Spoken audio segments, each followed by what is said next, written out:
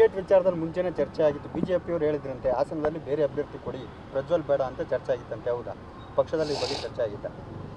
ನಾನೊಬ್ಬ ಪಕ್ಷದ ಕಾರ್ಯಕರ್ತ ಅಣ್ಣ, ಅದು ರಾಜ್ಯಾಧ್ಯಕ್ಷ ಘಟಕದ ಅಧ್ಯಕ್ಷರು, ನಿಮಗೂ ಮಾಹಿತಿ ಇರಲಿ, ಆಯಿತು ಅಣ್ಣ.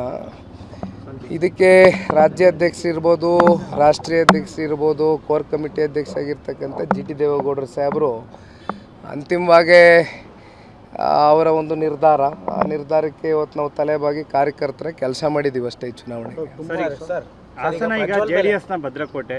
ಈಗ ಅಲ್ಲಿ ಕಾರ್ಯಕರ್ತರು, ಮುಖಂಡರು ಈಗ ಈ ಪ್ರಕರಣದಿಂದ ಸಾಕಷ್ಟು ಮುಜುಗರಕ್ಕೀಡಾಗಿದ್ದಾರೆ. ಅವ್ರನ್ನ ಭೇಟಿ ಮಾಡಿ ಧೈರ್ಯ ಹೇಳಿ ಪಕ್ಷದ ವಿಚಾರವಾಗಿ ಏನಾದ್ರು ಭೇಟಿ ಮಾಡೋದು ಇದೆಯಾ ಸರ್? ನೀವೇನಾದ್ರು ಹೋಗಿ? ಹಿನ್ನಡೆ ಅಲ್ವಾ ಸರ್ ಈ ಒಂದು?